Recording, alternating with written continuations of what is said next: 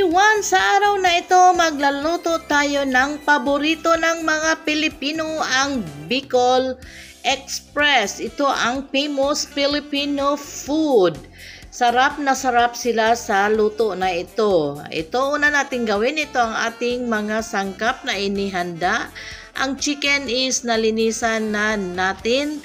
Sa ating kawali, maglagay tayo ng kunting mantika. Ayan, igisa natin ito ang garlic, frozen garlic ang ginamit natin. Yan, minced garlic or shredded garlic. Frozen, mahilig kasi akong maglagay ng frozen na garlic para pag kailangan anytime, may magagamit na agad ako. Ayan, more garlic, more tastier ang ating lulutuin. Ayan, hintayin lang natin ang ating garlic, then isunod natin ang ating onion, saute lang natin hanggang maglabas yung kanyang amoy, then ang ating ginger,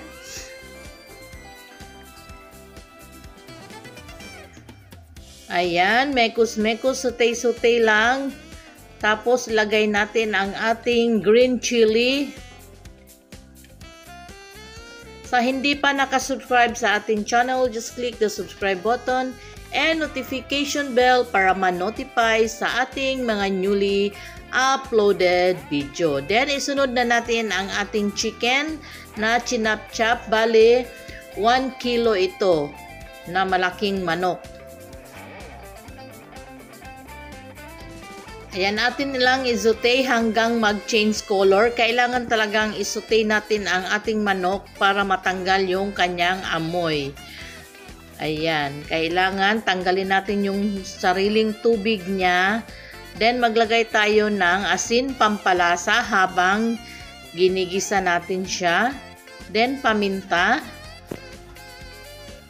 para manunuot na yung asin at paminta sa loob ng manok. Then, optional, maglagay tayo ng Maggi cubes or pwede kayong gumamit ng seasoning granules. Ayan, mga Pinoy, mga kananay, mga kainday. Then, atin lang ulit i-mekus-mekus hanggang mag-iba lang kanyang color, medyo mag-brown-brown lang siya.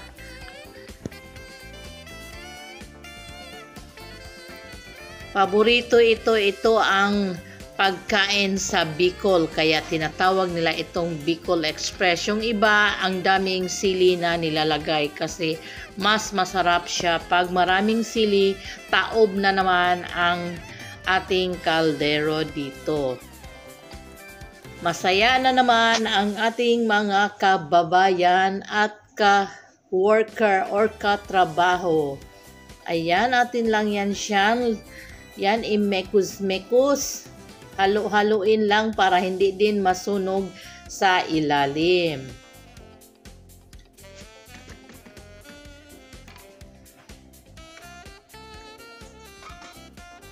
Ayan, then natin lang yan siyang i-simmer mga ilang minutes. O ayan, naglabas na yung kanyang sariling tubig yan niya. Ayan.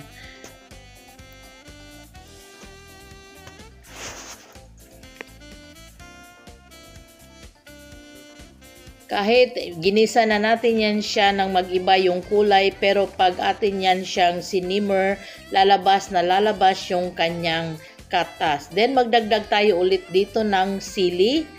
Ayan.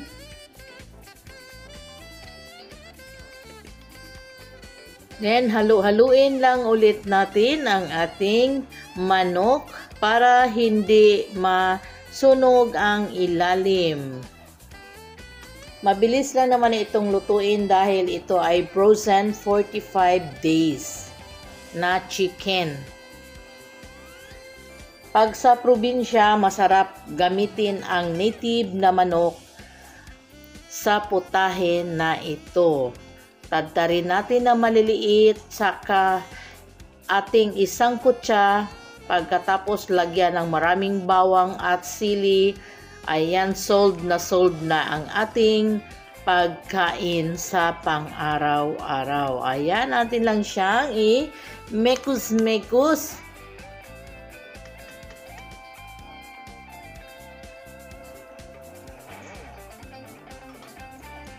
Takpan natin ulit. Then, atin siyang i-check once in a while. Ayan, nagmamantika-mantika na ang ating niluluto, ang ating manok. Ayan, sa puntong ito, magdagdag tayo ng coconut milk. Ang ginamit natin dito is nasa lata dahil wala tayong fresh coconut milk dito.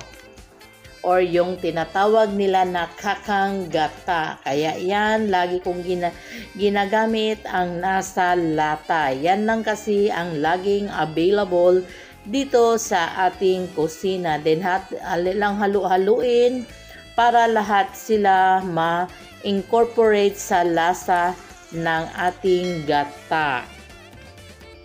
Sa hindi pa nakasubscribe sa ating channel, just click the subscribe button and notification bell para ma-notify tayo sa ating mga newly uploaded recipes and videos.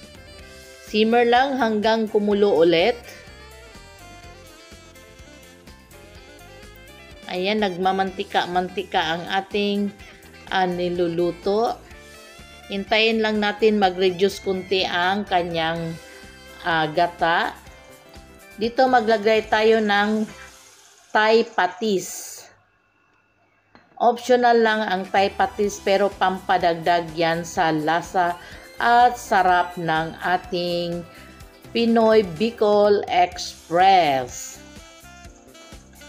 Ayan, halu-haluin lang natin. Lumalapot na ang ating mixture.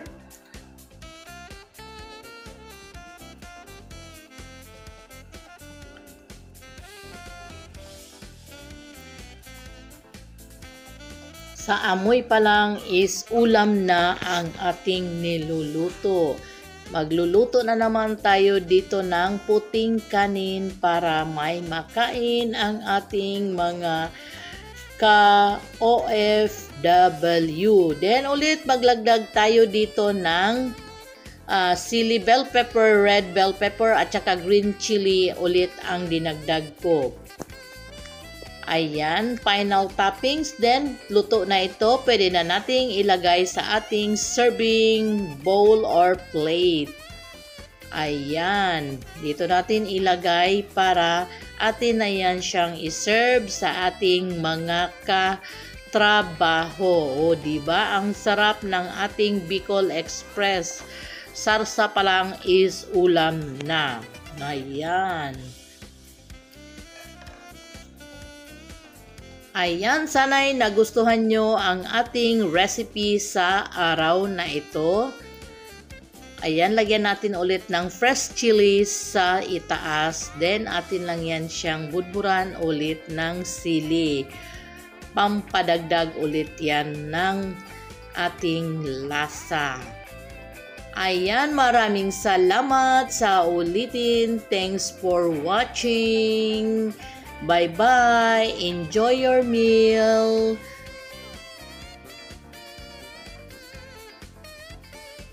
God bless and be safe all. Bye-bye.